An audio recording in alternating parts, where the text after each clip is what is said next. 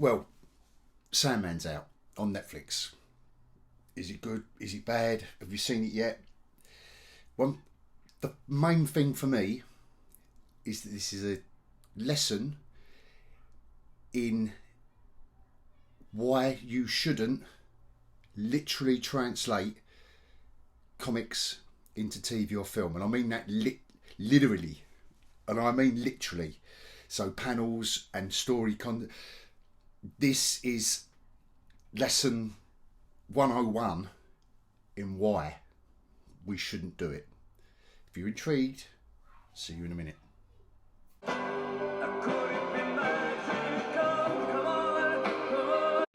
Bonjour. So, Sandman, let's get into it. What was good?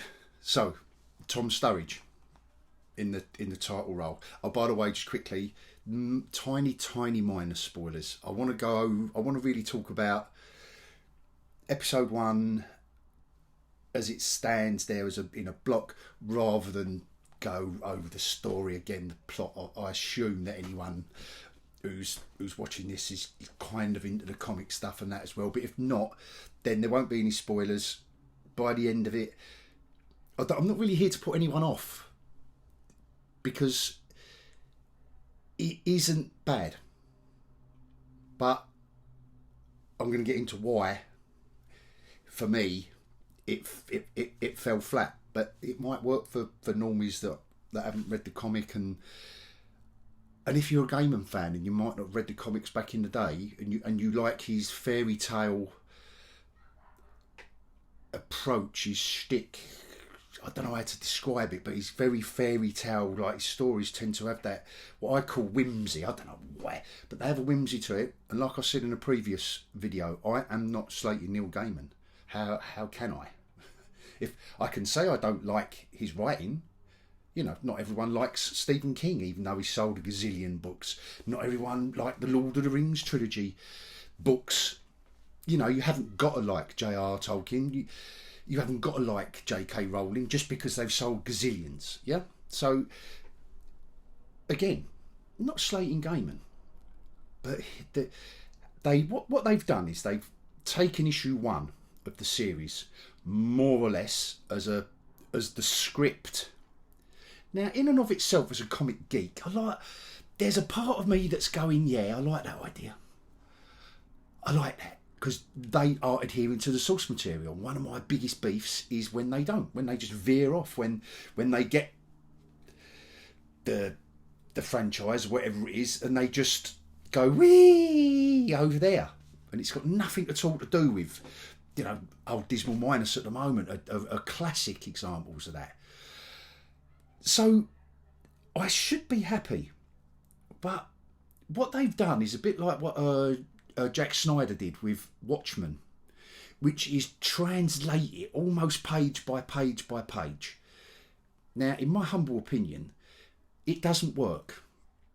It doesn't work. What works in a comic and panels of either narration or description, you know, what you maybe can't see in the box, those in the panel, the boxes they're describing, then you've got the speech bubbles, then you might have a thought bubble.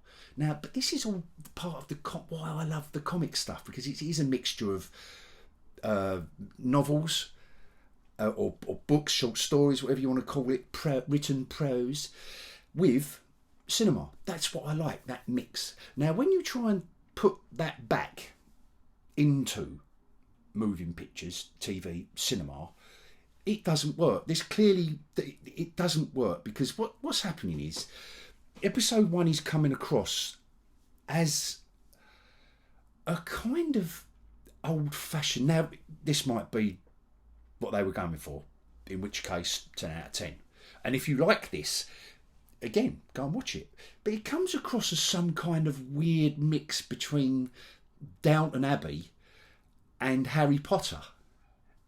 It's just a weird, soft. It's very, even like the kind of darker moments, apart from a couple, they don't quite land, because you're kind of in the world of, oh, I've nearly said make believe then, but no, you're kind of in this And everyone involved isn't doing a bad job. And I hope I kind of land to make a point about this all. The dialogue, particularly at the end of the episode between Lucien and Sandman, it just doesn't work how they're speaking. It's so clunky how they're talking. But Tom Sturridge, the look, oh my God, yes, absolutely superb. Great actor as well. Not that he has a lot to do in the first one. Like I said, these minor spoilers. You do see him, he's introduced and blah, blah. But, oh, yeah, definitely. Lucien, fine.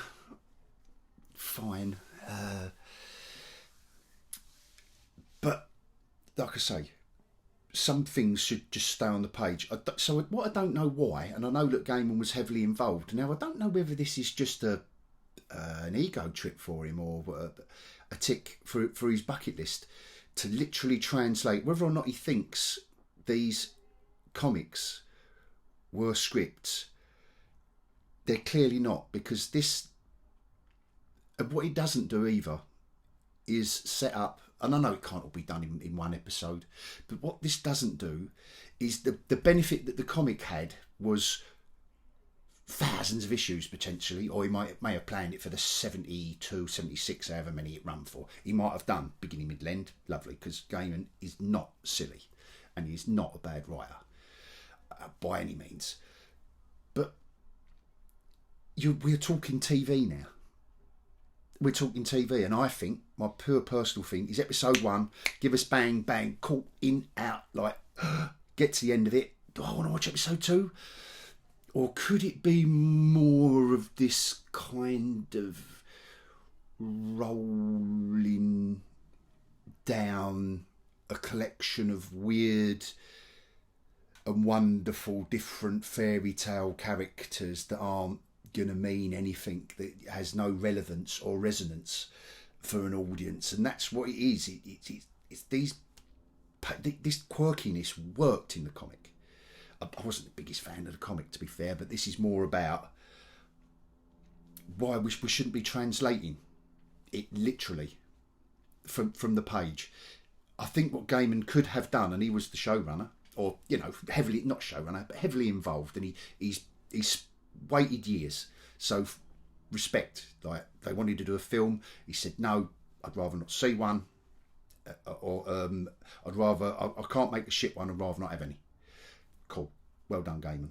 A lot more creators should do that in every field, and instead of just running off with the money. And I'm not accusing Gaiman of running off the money, but I can't shake the feeling this might be a little bit of an ego trip, because he's got no one round him to say, do you know what, this isn't translating. You're in our world now, Neil.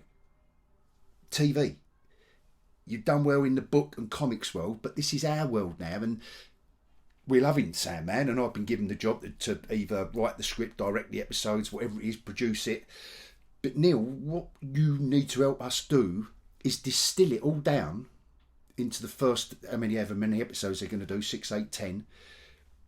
This first story, if that's what they're going to do, that first 8 or 10 episodes of whatever the first story was called, help us get the best from that story, or maybe bring in some stuff from other stories, because I assume they would have read all the graphic novels. I think that's a far better approach, and it works. The gold standard being, I know it's not in fantasy, but bear with me, it's comic. It's taking comics characters and doing the best you can and giving us a good TV show. And as you watch the TV show, you're thinking, this is everything I love about this character or this story. Gold standard is Daredevil. And second, only to that by Nats, is Punisher. All the guys and girls involved in that just harvested all of the best, the essences of these characters and their world and their supporting cast, and gave us something we hadn't read. We might have read this part of one story, that part of another one, but brought it all together into a drama that normal people who had never heard of Daredevil before, or I know they introduced Punisher in the never heard of them before, ever. But they watched it as a TV drama. They didn't run out to the nearest comic shop and buy all the graphic novels and start collecting Daredevil comics, did they? No, they just enjoyed the show. Spot on for me. That was spot on. So moving on from Daredevil and how well the guys and girls did that, I'm not saying that any of the guys and girls involved in Sandman, and I know I'm kind of walking a tightrope here, and I don't intend to be wishy-washy with it. Just trying to explain why it shouldn't be literally translated. I think it's done Gaiman's ideas and stories and characters a disservice. I think that's what I'm trying to get at. I think by literally taking it off the page and not... I wish someone had said to Gaiman, look, mate, I know your name's all over it and you're probably going to pull the plug if too... You know, like when people get the power and there's no one brave enough to say, mate, this isn't quite... I know there are certain scenes and they've paid... In a way, it's weird. They've paid too much respect to the comic. Having said that, some of the image... For a geeky old hog, some of the stuff they've done, recreating that lovely Sam Keith and Mark Drinkenberg, I think it was, who was on the art duties of issue 1. Some of the imagery, like the overhead shot of Sandman when he's caught with a cloak and all that, and his helm and that on, they plucked some of the imagery straight from it, from some of the panels. So yeah, that panel, that nod, that here and there, for a geeky old hog, I thought, yeah, nice. And the artwork in the comic, lovely. There's storyboards, but not storyboarding in that order and trying to recreate, and especially some of the narration and dialogue. Some of this hokey, like spell incantations and stuff, like with Doctor Strange, with spells. If you took that off the comic page and got a human being to speak, but they kind of go there in this right at the beginning. It's coming across very, very... Listen, Harry, I'm saying Harry Potter and Downton Abbey, aren't I? I mean, they didn't earn a lot of money and they weren't very popular, were they? So perhaps they're genius by crossing the two, and perhaps you're loving the prospect of that. If you loved Harry Potter, I'll tell you what, I think you're going to love this. I think you are. And as I'm discussing this and wading through it, it's making more sense for me to describe it rather than just give you a plot rundown, to describe what they've all done. And they are all top notch. I will say it does not look cheap. Like some of the Dismal Miner stuff, which looks so cheap, they haven't had you can just tell they're doing it on a shoestring. They don't care that, they've got 4 people to populate one of their city, like in Kenobi. They've got like 18 people and it's supposed to be this sprawling city, on our alien planet. Nah, it's just cheap and cheerful. Whack them out. This does not look cheap. It looks great, filmed great, directed great. Like I say, I will say one more time, Tom Sturridge. Oh yeah, and there is one scene towards the end where, which is more of my thing, is when you see the sound. It's silhouette, except for the two little dots of eyes until he comes out. Just very nicely done. The music matches it. Music's beautiful. So there are more positives than negatives, but for me it's falling flat because I don't think I ever expect... I didn't ever see it when I was reading the comics. I didn't see a Harry Potter likeness, if that makes sense. I saw it as more of a darker thing, more, the endless, and I think it might go that way, quirkier. Perhaps I'll do a review on episode 2, see where we go. I'll follow this up and let's discuss, because that's what I really want to do, is discuss, like, you disagreeing with my view of the. We let's not talk about the plot and the story. We know it. If we didn't, you know, by the time you've watched it, spent an hour, you get a feel. Do you want to see episode 2? I got to the end of episode 1 and I thought I normally give a new series 3 episodes. Give a chance, 3 episodes. So, and I am. I'm prepared to do that, but I just think it's so starkly illustrating, pardon the pun, of why comics shouldn't. They are not a script and storyboard for TV and film. You do. I think you have to mix and interpret. I think it has to be a different creative collaboration, and there are certainly a lot more people involved in the moving image world than there are in the comic world. You can be specific. You're working with an editor and a colorist and a letterer. That's good, and you need all them to be honest, especially the editorial oversight, which is lost now in comics, in my opinion, with the crap we get out. So I think it has to be distilled into something creatively different, but using the springboard, I suppose. It's got to be a springboard and not the Bible of what you put on screen. Well, I'm going to leave it there. I think I've kind of rambled on enough. Let me know what you think once you've seen it, or did this. Let me know if this video's made you. It might have intrigued you more. You might have read the cover. Oh no, I think Sandman looks shit. But go watch it. I'm not telling anyone that they should not. That they're going to waste their time watching this. I'm not saying that. I'd rather discuss. Well, why you hated it, but I didn't hate it. But you can tell. I'm obviously not gushing, so you can tell. But I'm not saying I detested it, and I will watch. I think I'll make it through the whole series. You know, I don't think it's going to be that much of a chore. But I think I might be going no or shame and I know we've got the death. You've seen my other video on death. I know there's going to be a little tear in my eye. I know.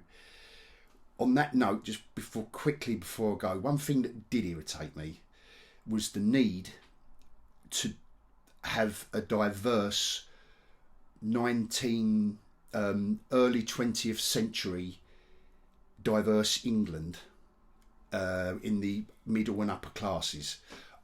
It's jarring. I'm sorry everyone, it's jarring. Just don't do it. If it's set in 1916 England, you just can't do it, everyone. Sorry. Just sorry, it just takes me right out of it. Anyway, I'm not going to go there today. Anyway, let me know. I hope you enjoy it. In the meanwhile, adios.